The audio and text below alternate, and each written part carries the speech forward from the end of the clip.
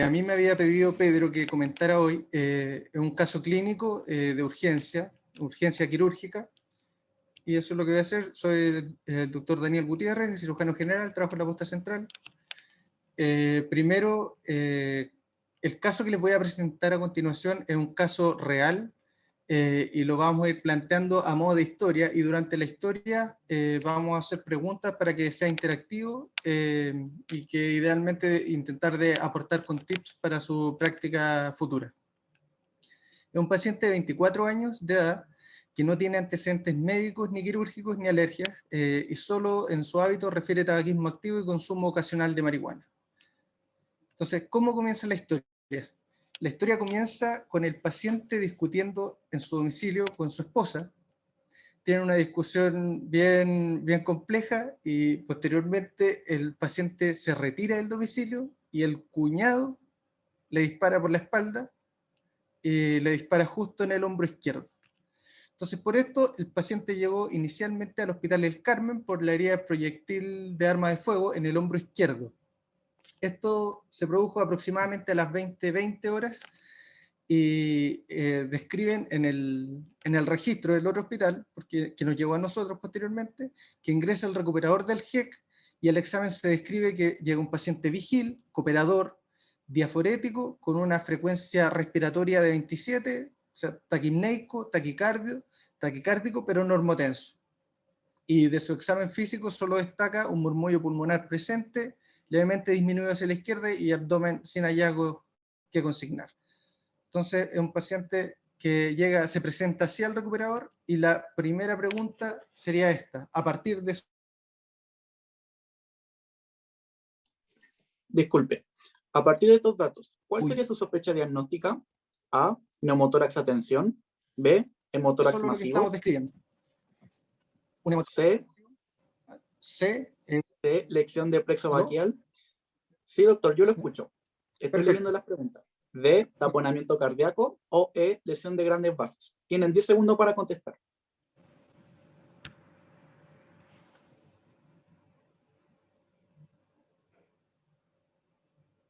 ¿Tiempo?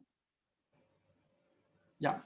Bueno, hay varias alternativas acá presentes, y respondieron, bueno, la mayoría respondió, un 36%, neumotórax a tensión. Dentro de los hallazgos que nos sugieren, hay varios signos que nos apuntan a que puede haber una ocupación pleural, ya sea por aire o por sangre, probablemente, por esa disminución del murmullo pulmonar, pero faltan muchos antecedentes, ya sea de la historia u otros antecedentes, tanto clínicos como la ingurgitación.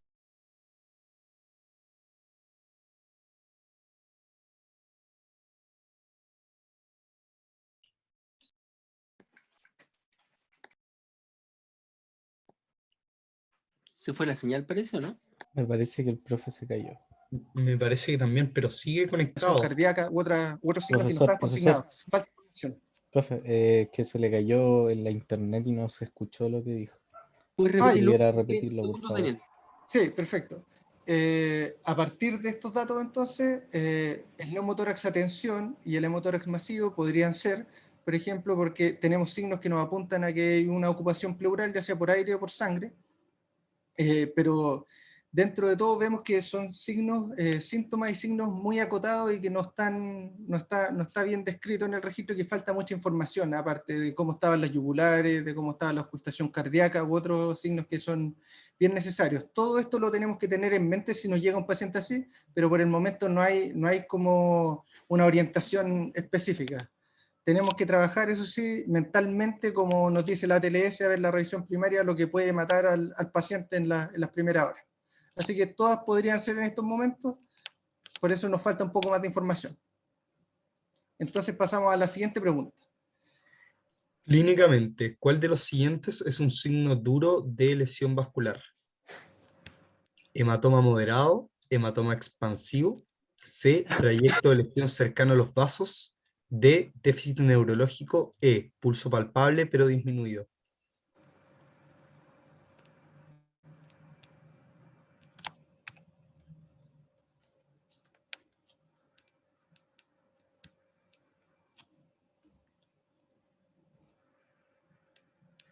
Ya. Bien, la mayoría respondió de forma acertada. Un hematoma expansivo es un signo duro de lesión vascular. Hematoma moderado es un signo blando. El trayecto de la lesión cercano a los vasos también es un signo blando, como todos los demás descritos, que también hay que tener en mente, pero va a cambiar esto. Entonces, si hubiera algo de lo que describí, si hubiera mencionado alguno de estos signos, podría habernos orientado más hacia otra conducta, pero por el momento no se ha mencionado. Entonces, acá un pequeño recordatorio que nunca está de más de cuáles son los signos duros, que hay que tener en mente, que es sangrado arterial pulsátil o en jet, pérdida de pulso, hematoma expansivo, soplo frémito, y los signos de isquemia, que son las 6P clásicas, y los blandos son los que ya mencionamos en la pregunta. Lo importante de esto es que va a determinar conducta. En general, cuando estamos en presencia de un signo duro, en general se prefiere la exploración, la conducta va hacia la exploración quirúrgica, en general en la mayoría de los pacientes, no así tanto en el soplo frémito, pero eso es lo general. Y en caso de signos blandos, sería más hacia una hospitalización y completar estudios mediante otras imágenes o exámenes que nos puedan ayudar en el diagnóstico. Pasamos a la tercera pregunta. ¿Cuál de los siguientes exámenes de apoyo permitiría tomar una conducta rápida en este escenario? A. Radiografía de tórax. B. Angiotac de tórax. C. Angioresonancia magnética de extremidad superior. D. EcoFast. E. Ecodoppler de extremidad superior.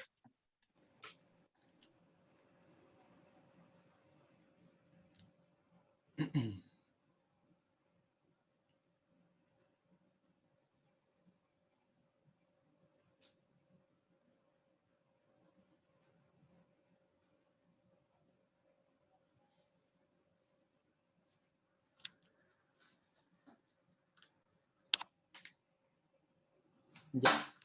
Bueno, la mayoría respondió el IFAS y es correcto, está soplada más o menos en la pregunta porque nos va a permitir tomar una conducta rápida en este escenario.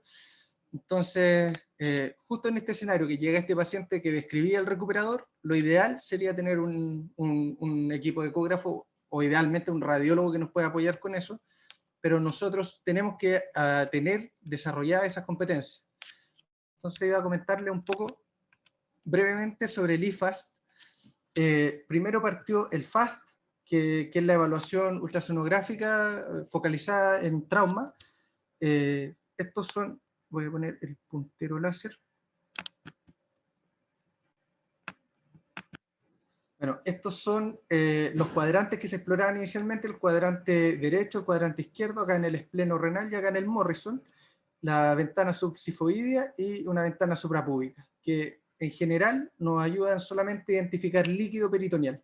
O sea, con más de 400 cc de líquido intraabdominal, nosotros ya vamos a tener un FAST positivo, que es presencia de líquido.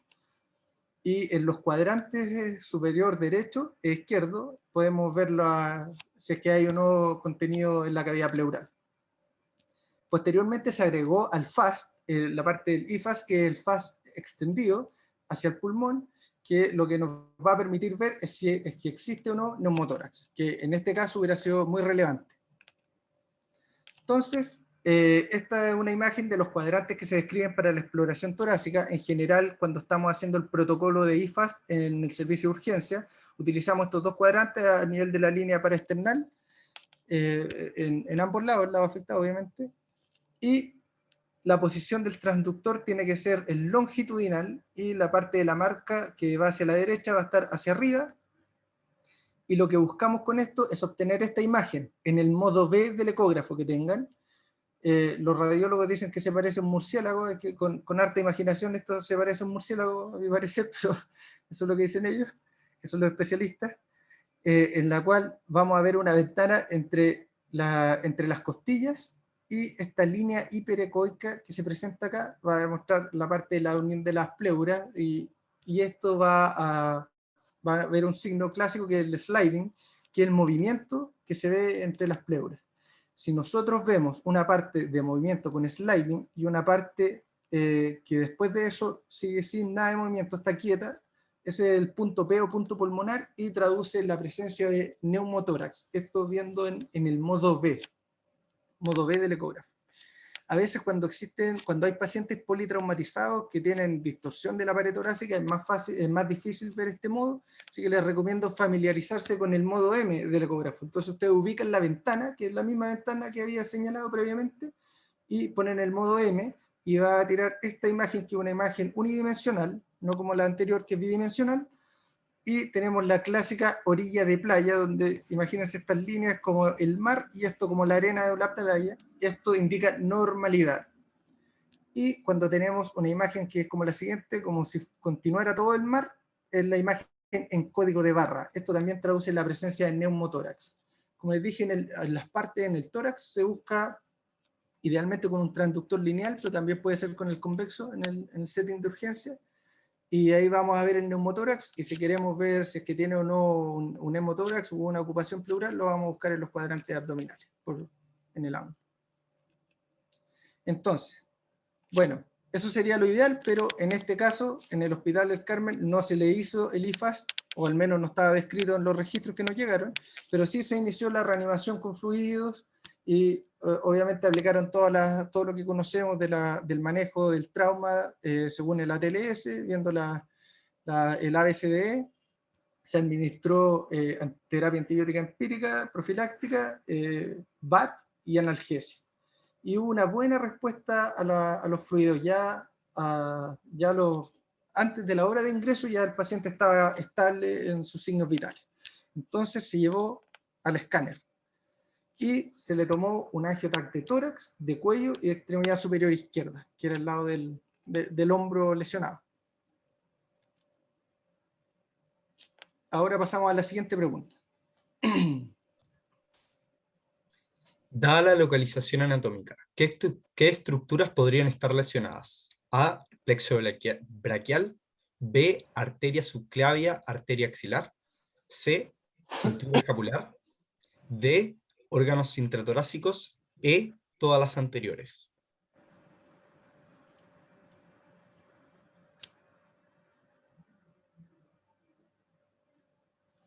Ya. Bueno, esta pregunta está bastante sencilla al final, con un poco de conocimiento anatómico, ubicar dónde está el lado lesionado. Como habíamos dicho que era el hombro izquierdo, todas estas estructuras pueden estar comprometidas, ¿ya? Entonces, un pequeño recordatorio anatómico de eso a nivel del hombro. Tenemos, a nivel cervical, las raíces cervicales de C5, C6, C7 y C8 y T1 dan lo que da el plexo braquial. Se unen estas raíces C5 y C6 y C8 y T1 y dan los troncos del plexo braquial, tronco superior, medio e inferior. Posteriormente, estos troncos dan divisiones anteriores y posteriores que se unen para formar los fascículos laterales, posterior y medial, que son los que dan posteriormente la inervación del brazo. Y recordatorio anatómico también de la arteria subclavia, que finalmente se define en su relación con el escaleno anterior y con la primera costilla. Lo que es lateral a la primera costilla ya es arteria axilar, y el escaleno define sus porciones, primera, segunda y tercera porción, en el caso de la derecha, y estas son las ramas que da, que son la arteria vertebral, el tronco costocervical, la torácica interna y el tronco tirocervical. La idea de mostrar esta imagen es mostrar que justo en el lugar que se lesionó, hay un gran conglomerado de estructuras de vital importancia y funcionamiento, ya sea a nivel cervical, de la extremidad y del tórax, que pueden estar comprometidas. Entonces, este es el angiotac de tórax que se tomó a la hora de ingreso en el Hospital El Carmen. No puedo, me quedo como abajo, parece.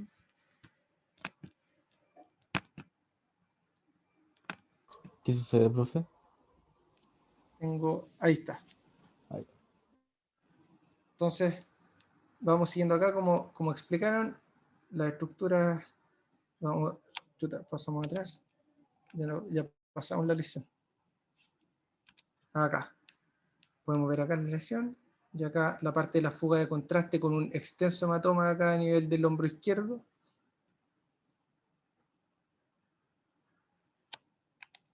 que es medio difícil de ver al principio porque pasa rápido y es justo la primera parte de la imagen, pero les puse ahí un poco de ayuda. Entonces, a nivel de en las flechitas pueden ver las principales lesiones que tuvo, y en relación a eso va a ir la siguiente pregunta, que es bien general, pero la idea es que puedan identificar lo que estábamos conversando y según lo que conversaba la doctora Araya. Según su análisis de las imágenes, ¿qué es posible concluir? A, hemotórax. B, neumotórax.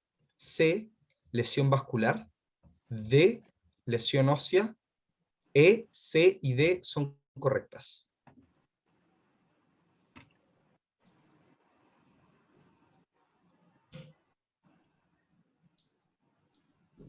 Ya. Bien, la mayoría acertó, C y D son correctas. Teníamos una lesión vascular. Acá en la imagen se puede apreciar de la subclavia y la fuga de contraste acá, que es descrita como un pseudoneurisma por el radiólogo, y acá tenemos una fractura del cuerpo de la escápula. Entonces, finalmente, el informe radiológico del radiólogo por IETMS del Hospital del Carmen informó lesión del tercio medio de la arteria subclavia izquierda asociada a imagen sugerente de pseudoneurisma.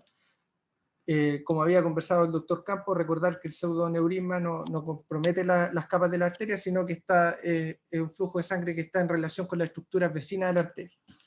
Y también se evidenciaron cuerpos extraños metálicos en el espesor del músculo subescapular y fractura minuta del cuerpo escapular izquierdo, y extensos cambios postcontusivos. Entonces, una vez recibido este informe, dado que no tenían cirujanos con más experiencia en el Hospital del Carmen, lo mandaron a la posta central para la resolución por la lesión de subclavia, y se ejecutó el traslado y llegó el paciente alrededor de las 6 de la mañana. Entonces llegó al recuperador de la posta, y en el recuperador se evaluaron todos sus signos vitales de nuevo, se volvió a hacer la historia clínica y se examinó por varios especialistas. Ingresó bastante estable, con una frecuencia de 80 por minuto, con buenas presiones, con buena saturación.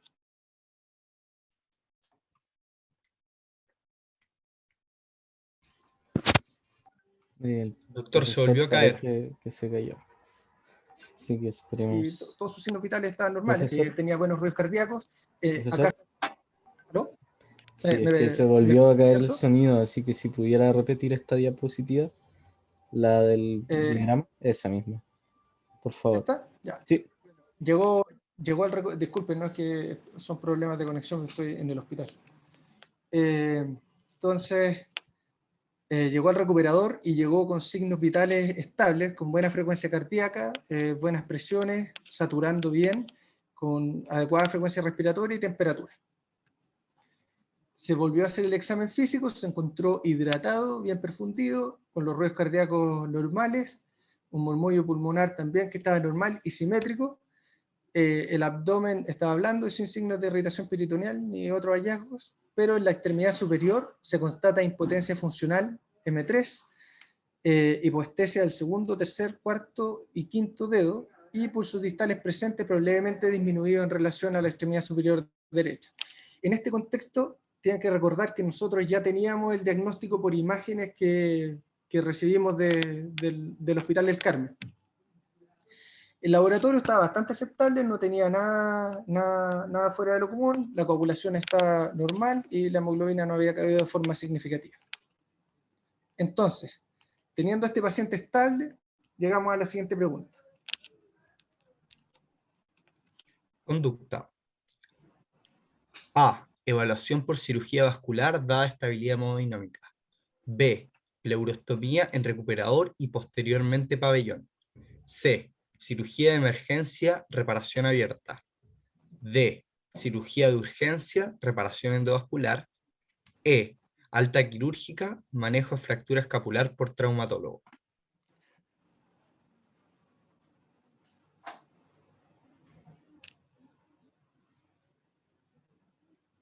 Ya, perfecto. La mayoría estuvo bien, por lo menos, o la conducta que hicimos nosotros, porque al final nosotros recibimos al paciente a las 8 de la mañana, pues nos entregó el turno saliente y éramos solo cirujanos generales, así que teniendo al paciente estable con el diagnóstico hecho, obviamente lo que ameritaba era evaluación por un especialista que es el cirujano vascular. La pleurostomía en recuperado no tiene ninguna indicación en este caso, no tenía ni hemotórax ni neumotórax o algo que requiriera un tubo pleural por el momento. Cirugía de emergencia, reparación abierta, no, en general la cirugía de emergencia es una cirugía que se debe realizar cuando la muerte del paciente es inminente, por ejemplo en un paciente penetrado cardíaco, y cirugía de urgencia y reparación endovascular, eso podría ser por más debatible, pero dadas las características de la lesión que vamos a mencionar y mostrar después, no era de resorte endovascular. Bueno, y alta quirúrgica es una aberrante esa alternativa. Entonces, la respuesta correcta era evaluación por vascular. O sea, déjame llamar a un amigo, él es experto en esas cosas como Rick, hay que llamar al especialista, que es el cirujano vascular de llamado, en nuestro caso. Entonces, una vez que llegó el cirujano vascular de llamado, se realizó una evaluación multidisciplinaria en la cual participaron cirujanos, el neurocirujano, el traumatólogo, el emergenciólogo. Esto fue alrededor de las 8 o 9 de la mañana, y ahí se tomó la decisión de llevar al paciente a pabellón y planear una cirugía por ambos equipos, por lo que habíamos mencionado del sitio de lesión, alta probabilidad de lesión de plexo. Entonces la idea era que los neurocirujanos, una vez estuviera resuelta la parte vascular, pudieran realizar una neurorrafia o reparación del plexo braquial. Los traumatólogos dijeron que la fractura era de manejo ortopédico, así que no hicieron ningún tipo de intervención.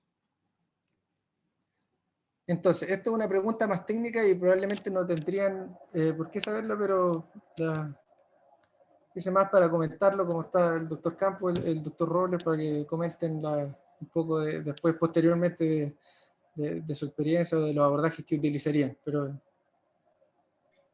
¿Qué abordaje utilizaría para abordar la lesión de la arteria subclavia? Toracotomía anterolateral izquierda, abordaje infraclavicular izquierdo, clamshell, trapdoor o esternotomía.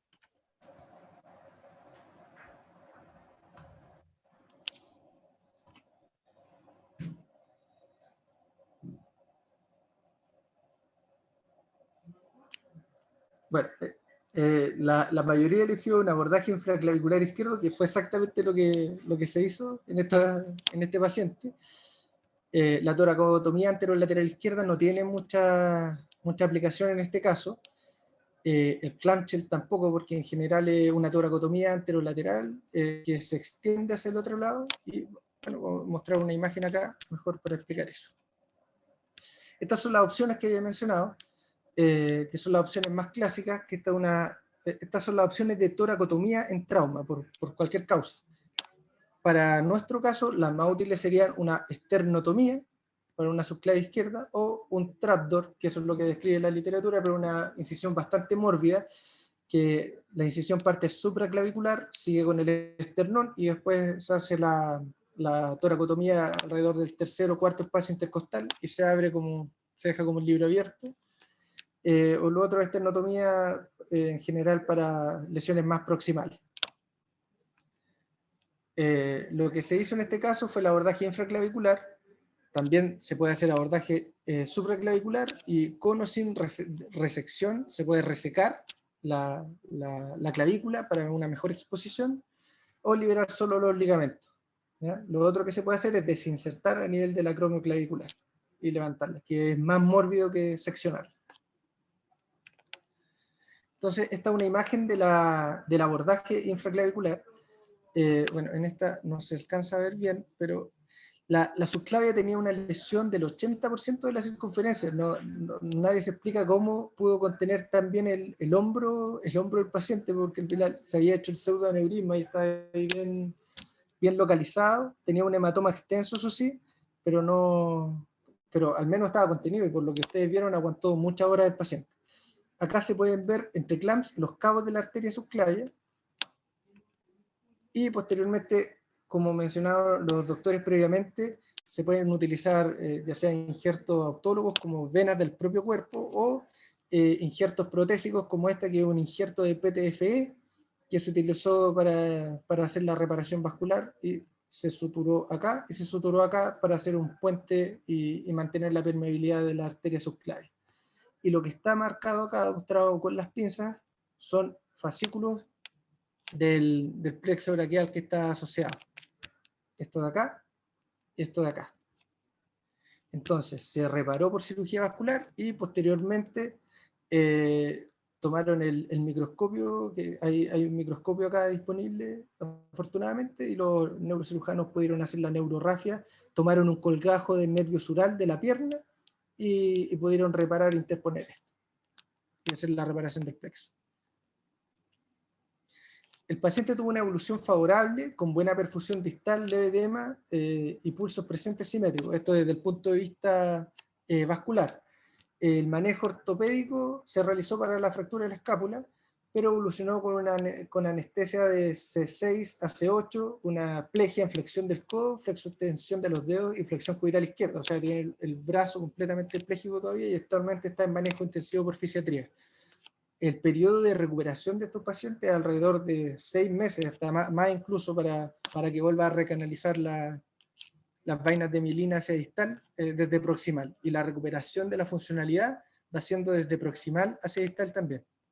Entonces, como mensaje para el final, siempre realizar una buena historia de examen físico acucioso, resaltar la importancia de la utilización del IFAS en los servicios de urgencia, ya sea como médicos generales, emergenciólogos, cirujanos generales. Necesitamos dominar y manejar estos protocolos, porque nos pueden ayudar mucho en las decisiones y ahorrar mucho tiempo también al paciente. Para esto y especialmente en cirugía vascular, tener un conocimiento anatómico detallado de la arteria y de la otra estructura asociada, que en general en las extremidades siempre van asociadas a estructuras nerviosas venosas, y conocer nuestras capacidades y limitaciones, pedir ayuda. En nuestro caso, solicitamos la ayuda del subespecialista, que fue el que nos ayudó a resolver el problema. Y fortalecer el trabajo multidisciplinario e interespecialidades para obtener mejores resultados para nuestros pacientes. Eso es. Muchas gracias.